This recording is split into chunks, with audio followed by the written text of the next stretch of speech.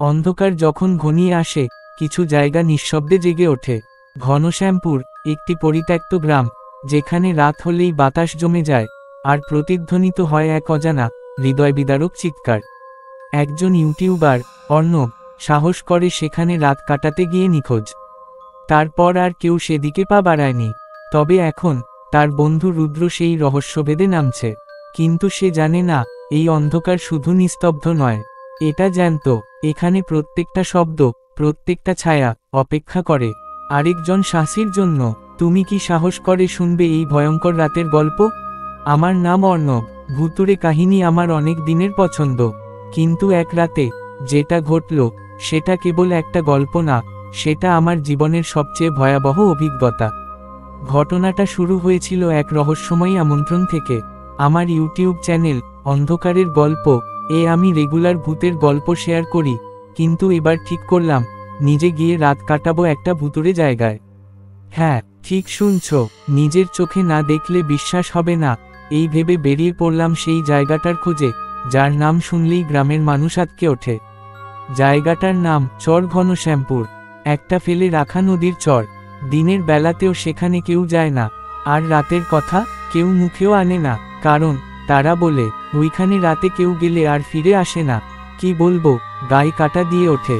কিন্তু আমি থামলাম না। ক্যামেরা, টর্চ, স্লিপিং ব্যাগ আর একটা ছোট টেন্ট নিয়ে রওনা দিলাম সন্ধ্যাবেলা। গ্রামের শেষ মাথায় এক বৃদ্ধ চাওয়ালার দোকানে একটু থামলাম। উনি জিজ্ঞেস করলেন, কোথায় যাবেন বাবা এত রাত করে? আমি বললাম, চর ঘনশ্যামপুর, একটা ভিডিও করব। শুনেই উনার মুখটা বিবর্ণ হয়ে গেল। বাবা, ওইদিকে যেও না, ওইখানে রাতের বেলা কিচ্ছু ঠিক নাই। আমি হাসলাম, দেখতেই তো যাচ্ছি। উনি বললেন, ভয়ের মুখোমুখি হতে চাও তো? ঠিক আছে, তবে একটা কথা মনে রেখো, যদি চিৎকার শোনো, উত্তর দিও না। আমি চমকে গেলাম, মানে? উনি কিছু বললেন না, শুধু বললেন, ফিরে এসো যদি পারো। রাত 8টা নাগাদ আমি পৌঁছালাম চর ঘনশ্যামপুরে। চারদিক কুয়াশায় ভরা, শীতল বাতাস হালকা হাওয়ায় গাছের পাতাগুলো কাঁপছে, যেন কেউ ফিসফিস করছে। জায়গাটা অবিশ্বাস্য রকম নির্জন। একটাও কুকুর, পাখি, মানুষ কেউ নেই। শুধু একটা পুরনো কাঠের কুয়ো আর তার পাশে ভাঙা একটা বটগাছ। কি যেন অদ্ভুত গন্ধ, গা ঘিন ঘিন করে। আমি তাঁবু ফেললাম বটগাছ থেকে একটু দূরে, ক্যামেরা অন করে ভিডিও শুরু করলাম। বন্ধুরা, আজ আমি কাটাবো রাত এই ভয়ঙ্কর, অভিশপ্ত জায়গায়। যদি কিছু অস্বাভাবিক হয়, তোমরা আমার সাথে থাকবে। ঠিক তো, ঠিক রাত 11টা বাজে, হঠাৎ করেই বাতাস থেমে গেল। চারপাশটা একেবারে স্তব্ধ, একটা পাতা পর্যন্ত নড়ছে না। আর তখনই সেই চিৎকার। আমি হিম হয়ে গেলাম। কানের পাশ দিয়ে যেন কাঁচ ভেঙে চিৎকারটা ঢুকে গেল। এটা কোনো মানুষের আওয়াজ না, এটা কিছু অন্যরকম, কিছু অবাস্তব। ক্যামেরা কাঁপছে, হাত ঠান্ডা হয়ে গেল। আমি বাইরে তাকালাম, কেউ নেই। কিন্তু কোথা থেকে চিৎকারটা এলো? রাত বাড়ছে, আর সেই চিৎকার ধীরে ধীরে আরো কাছাকাছি আসছে। কেউ আছে? কে? আমি চেঁচালাম। জবাব নেই, শুধু বাতাসে ভেসে আসছে হাঁসফাঁস। একটা নিঃশ্বাসের মতো আওয়াজ, একদম টেন্টের পেছনে। আমি ধীরে ধীরে ঘুরে তাকালাম, কিছু নেই।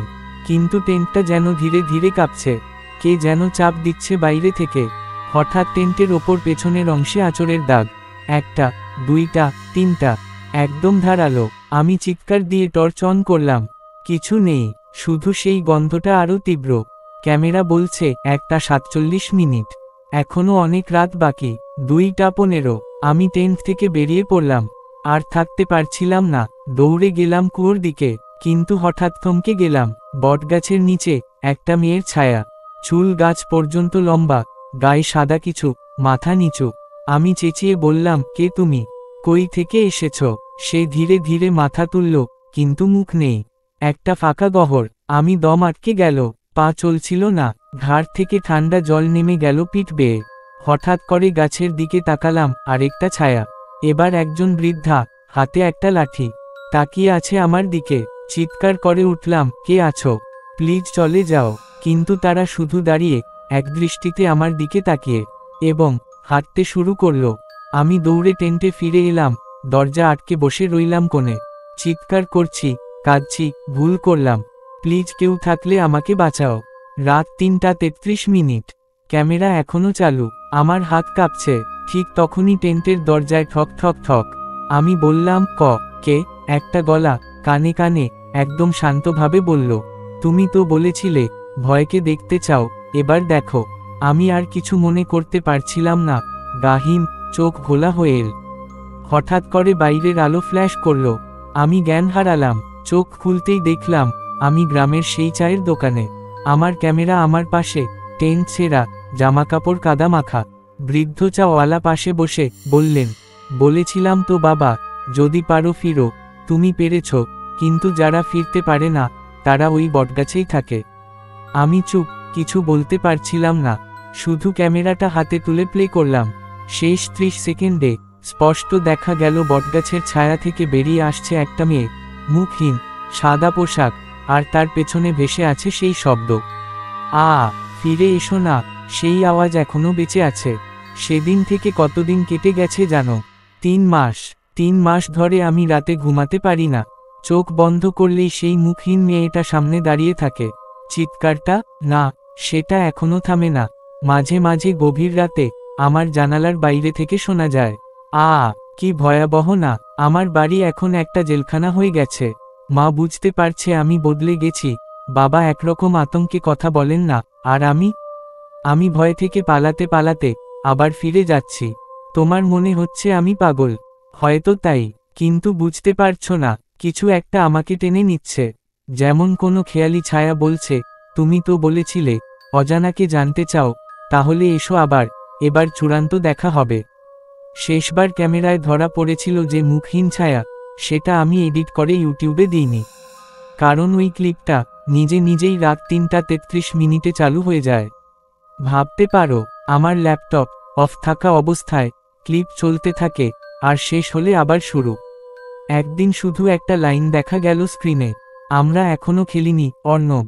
তাই এবার আমি ঠিক করলাম শেষবার যাব, সবকিছু বন্ধ করে একটা শেষ ভিডিও করব।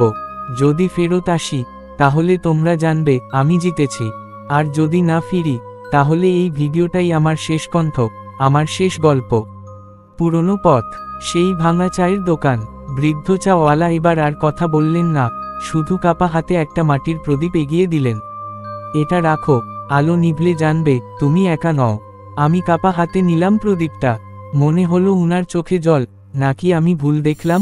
রাত 10টা, চর ঘনশ্যামপুরের বাতাস আগের থেকেও ঠান্ডা। কুয়োটা আগের চেয়েও কালো, আর বটগাছ এবার যেন বড় হয়ে গেছে। আমি ক্যামেরা সেট করলাম, এবার লাইভ শুরু করলাম।